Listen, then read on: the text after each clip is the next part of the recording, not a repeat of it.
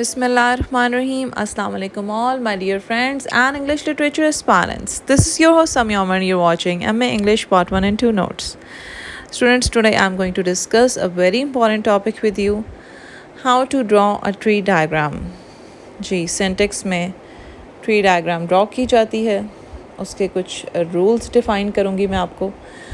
बहुत सारे स्टूडेंट्स ने मुझसे डिमांड की है, सो ऑन डिमांड मैं ये वीडियो बना रही हूँ. आई होप आपको इसमें काफ़ी कुछ क्लियर हो जाएगा. So let's start. What is a tree diagram and what does it mean in linguistics. किस तरह से ये बनाई जाती है पेपर में. डेफिनेशन हम देखेंगे सबसे पहले ट्री डायग्राम की. A tree diagram is a 2 dimensional diagram. 2 dimensional diagram होती है ये. यूज्ड इन टीजी से मुराद ट्रांसफॉर्मेशनल जनरेटिव ग्रामर है.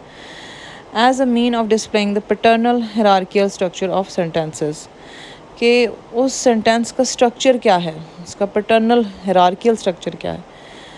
The root of the diagram is a top most point.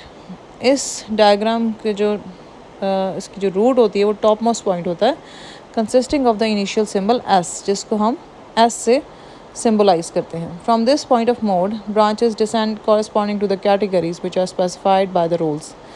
यहाँ से फिर ब्रांचेस डिसेंड करती हैं डिफरेंट कैटेगरीज में उनके रोल्स के मुताबिक. Graphic tool which systematically break down. ये ग्राफिक टूल होता है जो सिस्टमेटिकली आगे जाके ब्रेक डाउन हो रहा होता है.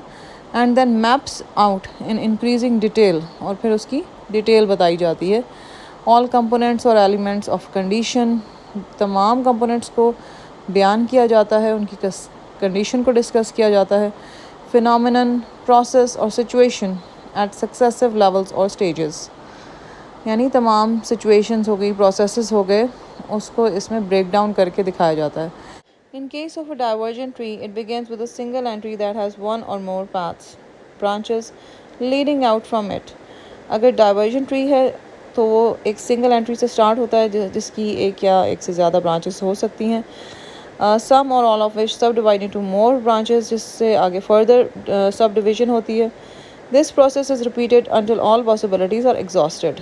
ये प्रोसेस रिपीट किया जाता है जब तक तमाम पॉसिबिलिटीज़ को जांचा ना जाए.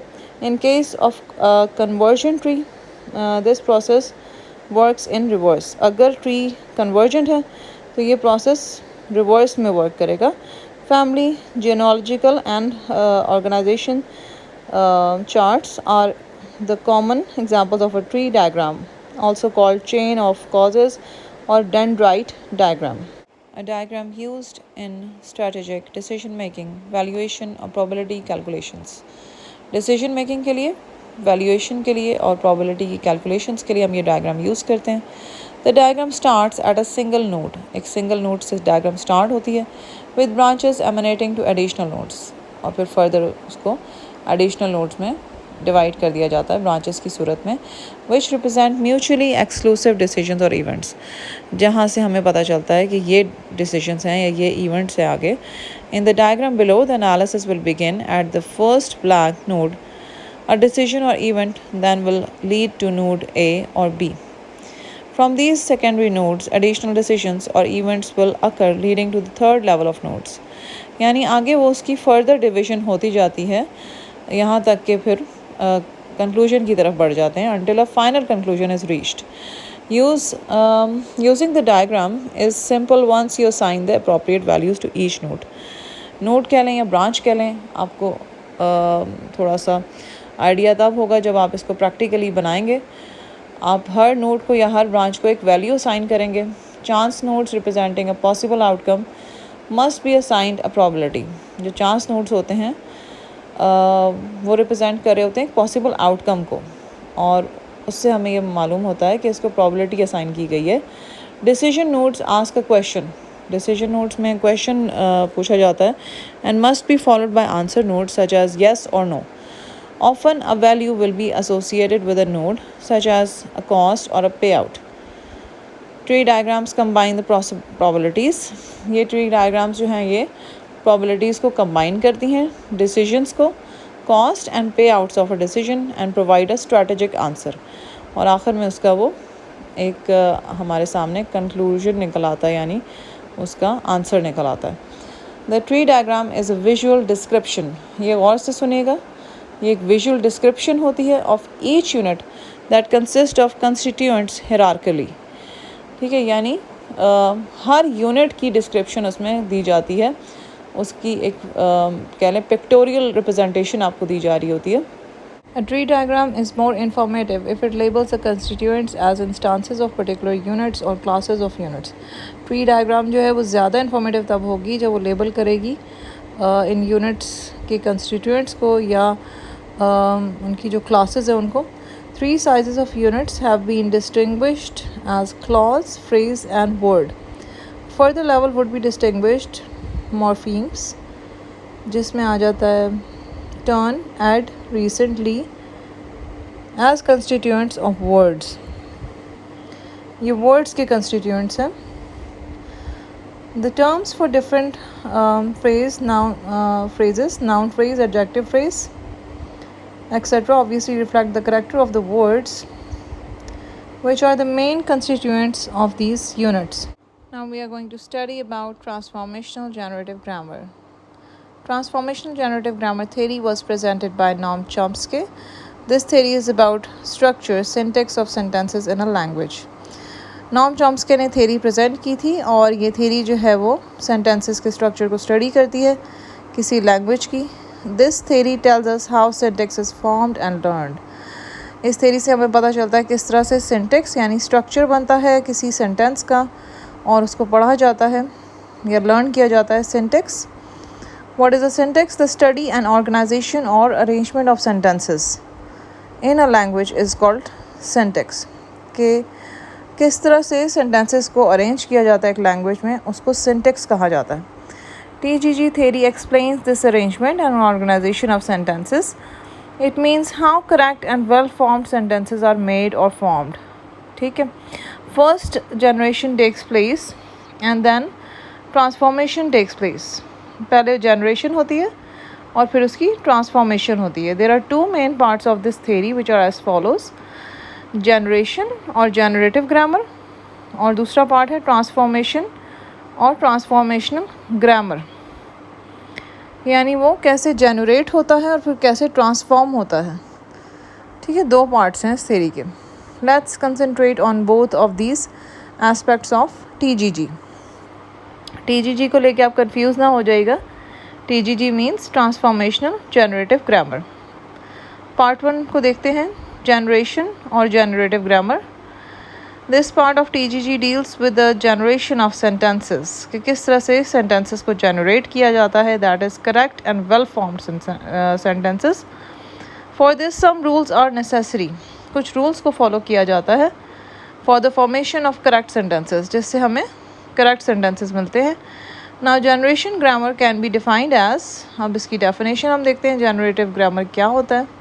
A particular type of grammar which would have a very explicit system of rules specifying what combinations of basic elements would result in well-formed sentences. It means that generation grammar is a set of basic principles and explicit rules which deals with the formation of sentences. यानी अच्छे structured sentences को बनाने के लिए क्या rules इस्तेमाल होते हैं, या कह सकते हैं कि सेट ऑफ रूल्स हैं, basic rules. Now take a look on these basic explicit rules for generation of sentences. यानी क्या वो सेट ऑफ रूल्स हैं जो कि बेसिक रूल्स कहलाते हैं किसी भी सेंटेंस को जनरेट करने के लिए. आगे हम एक डायग्राम देखेंगे स्क्रीन पे. Rule number 1, we know that the basic structure of a sentence is that it consists of a noun phrase and verb phrase, NP and VP. जी ये बेसिक स्ट्रक्चर है एक सेंटेंस का, ये आपको नज़र आ रहा है, सेंटेंस लिखा हुआ है और राइट साइड पे VP है एंड लेफ्ट साइड पे NP, राइट, यानी noun phrase and verb phrase. For example, the book is on the table. The book जो है वो नाउन फ्रेज हो जाएगा, is on the table verb phrase. Second example, Ali is in the class. Ali will be noun phrase and is in the class will be verb phrase. The colorful picture is near the window. The colorful picture is noun phrase. Near the window verb phrase, right? This is the first rule. Rule number 2. A noun phrase usually consists of a noun, an article as in one, or a noun as in two. It may consist of a noun, article and adjective as in three. ठीक है, noun phrase जो है उसमें एक noun होता है, article होता है, और या कह सकते हैं नाउन, आर्टिकल और एडजेक्टिव भी हो सकता है. रूल नंबर 3 पढ़ेंगे. A verb phrase is usually consist of a verb and prepositional phrase as in rule 1, or an auxiliary verb and verb as in I'm reading newspaper, or it may consist of a verb and adverb as in she walks quickly. We can create or generate many sentences or structures by keeping in view any basic rule or structure in mind. Qualities of generative grammar. ये basic qualities हैं generative grammar की. Quality number 1. By using these explicit rules, we will form correct and well-formed sentences, not incorrect and ill-formed. यानी इनसे हम well-formed structures बना सकते हैं, sentences बना सकते हैं using these basic rules. Quality 2 क्या है? By using one structure or finite structures, a number of or infinite sentences can be produced. यानी एक स्ट्रक्चर से या फाइनाइट स्ट्रक्चर से हम इनफाइनाइट सेंटेंसेस प्रोड्यूस कर सकते हैं या जनरेट कर सकते हैं. क्वालिटी 3. रिकर्शन और रिकर्सिव रूल. इस रूल से क्या मतलब है ये मैं आपको बताती हूँ. Recursion is the capacity to be applied more than once in generating a structure. For example, he is the man who caught the thief who stole the jewelry that I bought yesterday. अब इस example को आप देखिए, इसमें capacity है कि ये एक से ज़्यादा उस पर अप्लाई हो रहा है. In this example, relative clause is used more than once to create a long sentence. एक लंबा सेंटेंस बनाने के लिए relative clause यूज़ किया गया है. It means that we can create long sentences by recursion rule. Recursion rule के ज़रिए इन्होंने एक long sentence बनाया है. The same rule can be applied again and again to create more and more sentences. यही rule बार बार apply किया जा सकता है मज़ीद sentences बनाने के लिए. जैसे Ahmad thought. Ahmad is noun phrase, thought is verb phrase. Ali helped him. Ali is noun phrase and helped him is verb phrase. Quality 4. Deep structure and surface structure. On the basis of generative grammar, we are able to differentiate between deep and surface structures. Surface structure, the formal structure of a sentence as it actually occurs in speech. It is the apparent structure of a sentence. यानी apparently उस sentence का क्या structure है. Deep structure. The deep structure is a direct representation of the basic semantic relations underlying a sentence. Semantic relations यानी उसके actually क्या meanings हैं sentence में, उसकी direct representation को deep structure कहा जाता है. It is the underlying meaning of the sentence. यानी उस sentence का underlying meaning क्या है. Let's take an example to understand the difference between deep and surface structures. I ate a banana. A banana was eaten by me. Now in this example, number first is the active voice जैसे कि आप देख सकते हैं, and second one is passive voice. Structures of the sentences are different but the meanings are same. यानी दोनों के structure different है लेकिन उनके मतलब meanings जो हैं वो same हैं. In the above example, there are two surface structures but one deep structure or underlying meaning. It means that a sentence can have two or many surface structure but one deep structure. यानी उसका एक या एक से ज़्यादा surface structure हो सकता है लेकिन deep structure उसका एक ही होगा. Now take another example. The lady beat a man with an umbrella. What we read is the surface structure of the sentence. But when we ponder on its meaning, we feel ambiguity in getting its meaning. Whether it means that the lady is having an umbrella and she is beating the man with it, or that the lady is beating the man who is having an umbrella. This ambiguity leads to two different meanings of one sentence. It means that a sentence can have one surface structure but more deep structures. Now moving on towards the tree diagram. It is defined as a way of representing a sentence with its structure. कि किस तरह से एक sentence को उसके structure के साथ represent किया जाता है by making a diagram. This structure is drawn in the shape of tree having branches. एक दरख्त की सूरत में इसको ड्रॉ किया जाता है जिसकी ब्रांचेस होती हैं. This type of tree diagram representation contains all the grammatical information found in other analysis. तमाम grammatical information होती है इसमें, but also shows more explicitly the fact that there are different levels in the analysis. जी बहुत clearly बग़ैर किसी doubt के तमाम levels को वाज़े किया जाता है इस analysis में. For example, the monkey ate a banana. The monkey is noun phrase and ate a banana is verb phrase. Tree diagram of this sentence would be like this. अभी आपको screen पे tree diagram नज़र आएगी sentence की. But before that, I want to introduce some terms relating to tree diagram. S for sentence, C for complementizer, V for verb, N for noun, VP for verb phrase, and P for noun phrase. DET det determiner, T for transformation, pro for pronoun, pred or VP for predicate phrase, Q for question word, prep for preposition, then comes prepositional phrase, PP, A for adjective, aux for auxiliary, I for inversion or you can say inflection. जी ये तमाम terms अच्छे से याद कर लीजिएगा cause इससे ही फिर आगे हम ब्रांचेस को सब डिवाइड करते हैं और इसी के ज़रिए इन तमाम टर्म्स के ज़रिए हम एक ट्री डायग्राम बनाते हैं जिससे मज़ीद हम स्ट्रक्चर्ड फेजेस बनाते हैं या जनरेट करते हैं मज़ीद सेंटेंसेस को.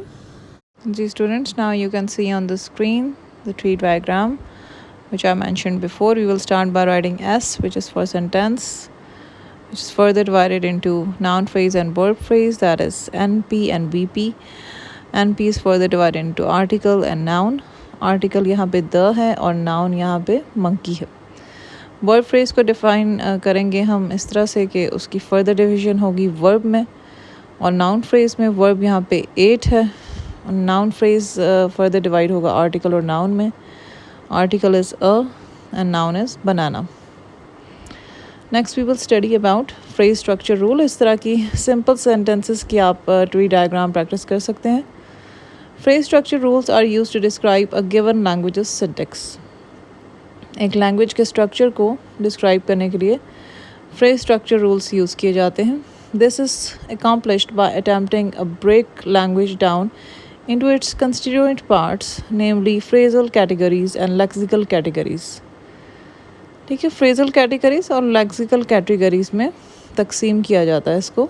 The former include the noun phrase, verb phrase and prepositional phrase. जी ये phrasal category में ये सारी चीज़ें आ जाएंगी. And the later include noun, verb, adjective, adverb and many others. जी बाकी तमाम चीज़ें जो हैं वो lexical category में शामिल है. These rules present the information of the tree diagram in an alternative format. ये rules हमें tree diagram की information को present करने का तरीका बताती हैं. Sentence PP plus NP. NP is further divided into noun and then comes NP, which is noun plus article. Then again NP को इस तरह भी divide किया जा सकता है, noun plus article plus adjective. ये डिपेंड करता है आपका सेंटेंस किस टाइप का, उसमें क्या क्या चीज़ें मौजूद हैं. Verb phrase which is further divided into verb. Moving on to another example ताकि आपका माइंड थोड़ा क्लियर हो जाए कि किस तरह से ट्री डायग्राम बनाई जाती है. सेंटेंस यहाँ पे हमारे पास मौजूद है, the man will hit the ball. ठीक है जी, इसको फर्दर डिवाइड करेंगे NP और VP में, that is noun phrase and verb phrase. Noun phrase further divide होगा डिटर्मिनर में और नाउन में. यहाँ पे डिटर्मिनर हमारे पास द है और मैन जो है that is noun. Verb phrase की फर्दर हम क्लासिफिकेशन करेंगे या कह सकते हैं उसकी ब्रांचेस हैं आगे, और इसकी ब्रांच है verb and NP that is noun phrase. Verb की भी फर्दर डिवीज़न है जिसमें हमारे पास विल जो है that is auxiliary and hit जो है वो हमारे पास वर्ब है। इसी तरह नॉन फ्रेज जो है उसको हम फर्दर डिवाइड कर रहे हैं डिटर्मिनर में एंड नाउन में। यहाँ पे डिटर्मिनर हमारे पास अगेन द है और हमारे पास नाउन जो है दैट इज़ बॉल। जी, आपको थोड़ा सा मेरे ख्याल से क्लियर हो गया होगा कि इसको किस तरह से हमने डिवाइड किया है। इसमें आपको बस ये ख्याल रखना है कि क्या चीज़ वर्ब है, एडवर्ब है, एडजेक्टिव है, उसको उसी लिहाज से आपने फर्दर डिवाइड करते जाना है। जी, आपको थोड़ी सी अंडरस्टैंडिंग हो गई होगी। अब मज़ीद थोड़ा सा क्लियर करूँगी मैं कि verb phrase that is auxiliary plus verb. Verb phrase is further divided into V plus PP. PP is prepositional phrase. Prepositional phrase की फर्दर डिवीजन इस तरह होती है कि preposition plus NP that is noun phrase. These are all phrase structure rules. Transformation के बारे में पढ़ेंगे। Literally transformation means to change the form of something, किसी चीज़ की फॉर्म को चेंज करना। Here we write a sentence then we change its form by adding, moving, deleting some words but the actual meaning remain the same. होता ये कि हम sentence को चेंज करते हैं, उसमें कुछ मूव करके, ऐड करके या डिलीट करके कुछ वर्ड्स को, लेकिन उसके जो असल मायने होते हैं वो वही रहते हैं। For example, I met my friend yesterday, इसको हम इस तरह भी लिख सकते हैं, yesterday I met my friend. In the first sentence, the adverbs is in the last place, and in the second sentence, the adverb is in the first place. But the meanings of both of the sentences are same, just it has been transformed into another structure. Let's take another example. He is ridiculing his friend. To make the sentence interrogative, यानी question के अंदाज में अगर ये sentence पूछा जाए, we transform the position or shape of the sentence by moving the auxiliary verb. Auxiliary verb यहाँ पे is है. Is he ridiculing his friend? ठीक है. This shows that by transformation we can produce many sentences by keeping in view one sentence. यानी हम अगर auxiliary verb को move कर दें तो हम बहुत सारे sentences produce कर सकते हैं एक ही sentence से. What is a syntax? इसकी definition देखते हैं. Syntax is the arrangement of words in sentences, clauses, and phrases, and the study of the formation of sentences and the relationship of their component parts. So let's investigate what sentences are made up of in order to understand the structure. ठीक है कि structure बनाने में कौन से sentences जो हैं वो मदद देते हैं, किस तरह से sentences बनाए जाते हैं. Phrases, modifiers, noun phrases, constituents, verb phrases. जी, सबसे पहले हम lexical and phrasal categories को देखेंगे, जिसमें lexical categories में आ जाता है open and closed. ठीक है, open categories and closed categories. open में आ जाएगा noun, verbs, adjectives, adverbs, and closed में आ जाएंगे determiners, propositions, nouns, conjunctions. ठीक है जी, ये तमाम चीज़ें जो हैं, pronouns और auxiliary verbs भी closed categories में आते हैं. ये थोड़ा grammatical part है, इसको आप ज़रा गौर से समझिएगा. lexical categories में अभी हमने ये तमाम चीज़ें पढ़ी हैं. Next is lexical open categories. Open categories में शामिल है noun is a part of speech that refers to person, place, thing, animal, idea, can be categorized as countable and uncountable nouns. जिस तरह से sandwich या कह सकते हैं soup.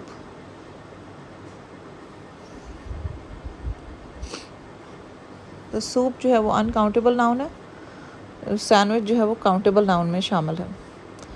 Proper and common nouns, इसके बारे में आप पहले ही जानते होंगे। प्रॉपर नाउन्स में अमेरिका और केप टाउन वगैरह। कॉमन nouns में computer, desk, these are common nouns. And then comes abstract nouns. Abstract nouns में ये चीज़ें आ जाएंगी जैसे कि peace, brain, job. The next comes concrete. concrete में हमारे पास आ जाता है menu. तो ये तमाम एग्जाम्पल्स हैं टाइप्स ऑफ नाउन्स की। लेक्सिकल ओपन कैटेगरीज, जिसमें आ जाता है verb is a word that describes an action or state, can be categorised 3 main tenses, past tense, present tense and future tense. Then simple, progressive, perfect, perfect progressive. ठीक है, ये tenses हमारे पास आ जाते हैं, जिसमें आ जाता है क्लासेस ऑफ वर्ब्स। और इसमें हम नेक्स्ट बात करेंगे ट्रांजिटिव वर्ब के बारे में। जी, transitive verb that requires a direct object to have the sentence completed, I went home. ठीक है, उसके बाद intransitive verb when the verb does not require the object, Ali arrived. Ditransitive verb that requires 2 objects, indirect object and direct object. इसकी example यहाँ पे आ जाती है, I sent you an email yesterday. Moving on towards lexical open categories, जिसमें intensive verb आ जाता है, complex transitive verb आ जाता है और prepositional verb आता है। Intensive verb relates back to the subject for describing its state. He is my subject. The verb be is describing the subject H. इसी तरह complex transitive verb जो है that relates to the object not the subject. I thought you were a teacher. Prepositional verb में is when a verb requires a prepositional phrase. ठीक है, verb को prepositional phrase की ज़रूरत होती है in order to be completed. और इसकी जो एग्ज़ाम्पल है वो है I talked about my subject in my first presentation. ठीक है जी, ये इसकी एग्ज़ाम्पल है जी। फर्दर लेक्सिकल ओपन कैटेगरीज में एडजेक्टिव्स को पढ़ेंगे। Adjectives are something called describing words and commonly occur with nouns. Adjectives can describe places, people and things. We can divide adjectives into 5 types based on their forms. Regular adjectives, and there are 2 kind of these adjectives. Short syllable such as short, big, fast, and long syllable जिसमें आ जाता है expensive, beautiful, इस तरह के words आते हैं describe करने के लिए noun को। तो adjectives आप पहले भी बहुत दफ़ा पढ़ चुके होंगे of course, so it's not that tough to understand. Next जी, लेक्सिकल ओपन कैटेगरीज में एडजेक्टिव्स को ही हम स्टडी करेंगे। Adjectives compound 2 words together like part time. Adjectives end with ing and describe the subject, confusing. Adjectives end with ed, ied and they describe objects, confused. Also we can categorize adjectives based on our sense, like touch such as rough, soft, sound such as melodious, thundering, taste such as fresh, spicy, size such as large and massive, shape such as deep, flat. quantity को अगर हम लें तो quantity में abundant, empty. next is time, modern, ancient, past, present. ठीक है, ये time में आ जाएगा। Now we will study about adverbs in lexical categories. Adverb is to describe verbs and to add information in relation to circumstances of manner, time, place and quantity. We have several types of adverbs. Adverb of time, I called my mother yesterday. Adverb of place, I want to sit here. Adverb of manner, he explained clearly. Adverb of degree or quantity, the mall is too far from the campus. Adverbs can appear in general positions. General positions यानी beginning में भी हो सकता है, middle में भी और end पे भी. In the beginning of the sentence, unfortunately he missed the party. In the middle of the sentence, which comes after the noun and before the verb, इस तरह से होगा जी कि एग्जाम्पल मैं आपको उसकी देती हूँ. I barely understood what the African American said. And if it is in the end, तो फिर किस तरह से यूज़ होगा वो देखते हैं जी. If the adverb comes at the end of the sentence, we can say that, यहाँ पे एग्जाम्पल देखिएगा आप, the company wants to be known widely. Widely is the adverb. ठीक है. Lexical closed categories, जिसमें आ जाता है determiners. Determiners are the closed lexical phrase categories used to identify some words. There are different types of determiners. मुख्तलिफ determiners होते हैं.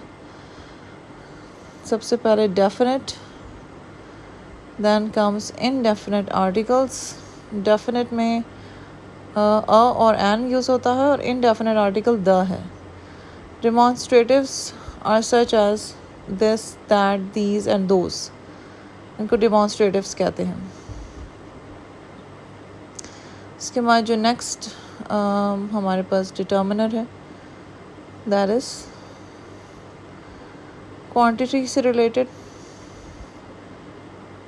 उनको कहा जाता है quantifiers such as some, any, each, every. ठीक है, इनको quantifiers कहते हैं. Next is possessives such as, my, his, her, your.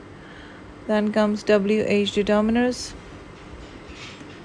जिसको determiners कहते हैं, such as whose, what, which. Lexical closed categories में auxiliary verbs आ जाता है. Auxiliary verbs are a closed phrase category used to specify the tense of the sentence, जिससे हमें tense पता चलता है sentence का. To be, was, there. Am, is, are, been. To have, had, has, have, had. To do, did, does, do, done. ये तमाम जो हैं ये auxiliary verbs हैं. Modal auxiliaries, will, would. इसके अलावा can, could, may, might, shall, should and ought to. These are all examples of modal auxiliaries. Must भी कह सकते हैं बीच में. Further we will study lexical closed categories में prepositions, conjunctions. Prepositions are another closed lexical phrase category and belong to a small group or class of words which express relations of place, direction, time or possession. Of, at, to, from, till, with, for, beside, against, up and down, by. These are all prepositions. Conjunctions are, इनको joining words भी कहते हैं, are another closed category, lexical categories that use to link sentences or phrases in order to make the sentence understandable and smoothly structures. Fanboys में जी for and ये fanboys जो हैं ये इस्तेमाल किए जाते हैं sentences को link करने के लिए. Nor, but, or, yet, so. These are all fanboys. ठीक है, ये sentences को आपस में link करते हैं, connect करते हैं. connecting words भी कहा जाता है इनको. Lexical closed categories में pronouns हैं. Pronouns are closed lexical categories that refer to specific entities. Personal nouns, interrogative nouns.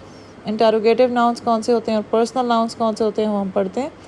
Nominative nouns, subjective, you, he, she, it, they, we. Accusative pronouns, these are objective, me, you, his, her, them. Indefinite pronouns, anything, anyone. Interrogative pronouns, who, which, what, whose. Possessive pronouns जिसमें आ जाता है mine, yours, hers, ours. Reflexive pronouns, myself, herself, yourself, ourselves. And one more type is demonstrative pronouns. This, that, these, those, ये तमाम demonstrative pronouns हैं जी। ये pronouns के बारे में हमने काफ़ी डिटेल पढ़ ली है, इनकी types, personal, accusative, interrogative, possessive, reflexive, indefinite, and demonstrative. Next comes phrasal categories. Phrasal categories, noun phrase, NP, इसके बारे में अभी पहले भी पढ़ चुके हैं.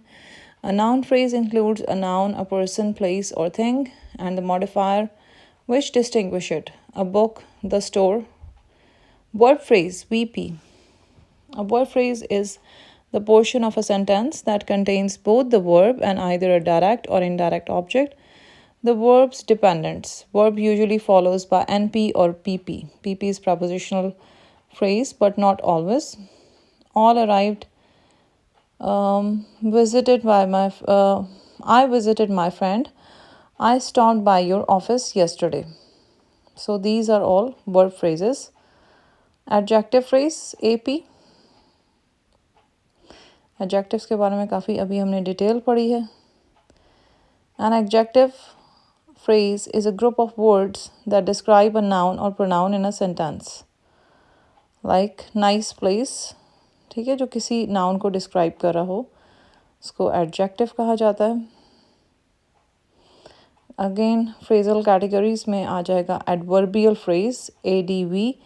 An adverb phrase is simply two or more words that act as an adverb.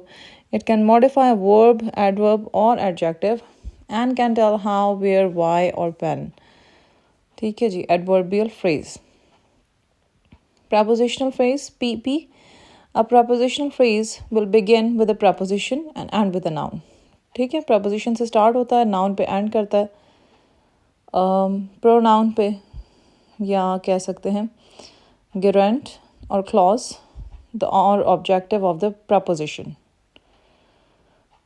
इसके बारे में भी अभी हमने पढ़ा है prepositional phrase के बारे में, और further मैं आपको इसको explain करूँगी आगे जी. now you can see a tree diagram on the screen जिससे आपको further clarification हो जाएगी. sentence है children can be very loud.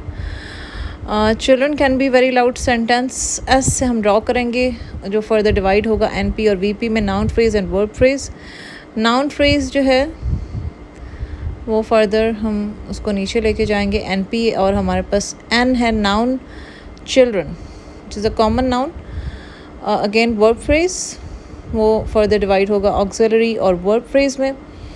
Auxiliary यहाँ पे हमारे पास कैन है, and verb phrase will be further divided into auxiliary and adjective phrase. ठीक है, adjective phrase में भी आगे further degree है. verb phrase में auxiliary be भी आ जाएगा, यानी can और be दोनों auxiliary हैं. adjective phrase में आ जाएगी अब उसकी degree and adjective.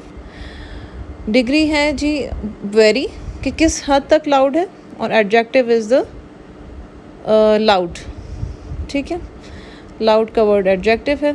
इस तरीके से आपने ये ट्री डायग्राम ड्रॉ करनी है, लेकिन बस इसका ख्याल रखिएगा कि ऑक्सिलरी क्या है और एडजेक्टिव फ्रेज क्या है, ये आपको अच्छी तरह मालूम होनी चाहिए सब चीज़ें. 7 chickens carried under the porch. यहाँ पे 7 जो है that will be determiner. Again हम एस से स्टार्ट करेंगे. We will draw our tree diagram by writing an S sentence which is further divided into NP and BP.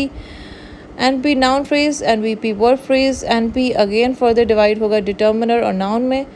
यहाँ पे 7 जो है determiner है और noun हमारे पास chicken है. verb phrase further divide होगा VP और PP में. Scurried under the porch is pre-P which is prepositional phrase. V is scurried verb and VP जो है वो further divide होगा prepositional phrase में. That is P and N P. यहाँ पे पी जो है वो हमारे पास that is preposition under, under preposition है, और N P noun phrase which will be again further divided into determiner and noun. determiner हमारे पास the है और porch है वो noun है। अच्छा, ये देखने में आपको थोड़ा लग रहा होगा कि बड़ा मुश्किल है बनाना, लेकिन when you will start practicing drawing these, तो फिर आप इन प्रैक्टिस जब आ जाएंगे फिर कुछ भी आपको मुश्किल नहीं लगेगा। In practice makes the man perfect. तो जितनी ज़्यादा आप प्रैक्टिस करेंगे उतना ज़्यादा आपको इसका आइडिया होता चला जाएगा। If you face any difficulty you can ask me in the comments. जी students, I hope you have understood how to make a tree diagram. I want to wrap up my video with this quote: luck is what happens when preparation meets opportunity. जी, जब तक आप completely prepare होके exam में नहीं जाएंगे तब तक आप अपॉर्चुनिटी को ग्रैब नहीं कर सकते और किस्मत का दरवाज़ा नहीं खोल सकते। सो ज़रूरी है कि आप लिंग्विस्टिक्स के पेपर में ख़ास तौर पे कम्प्लीटली प्रेपरेशन के साथ जाएं। पास पेपर्स में देखिए इम्पॉर्टेंट क्वेश्चंस मैं बहुत दफ़ा शेयर कर चुकी हूँ अपने ग्रुप में भी and on my blog as well. So आप बेहतर यही होगा कि डेफिनेशंस को अच्छी तरह याद करके जाइए। This is tip number 1। Tip number 2, be precise, और बिल्कुल भी इसमें किसी किस्म की गप्पे आपने नहीं मारनी, बल्कि जो पूछा गया है उसी का आपने जवाब देना है, because linguistics is a science, ठीक है, उसमें कोई गप्पे वगैरह नहीं चल सकती। Till then students, this is your host SAMIA signing off from M English Part 1 and 2 Notes. Don't forget to like my video and also subscribe my channel for more informative and quality notes videos. Also press the bell icon for notifications so that you don't miss any important video. Take care and Allah Hafiz.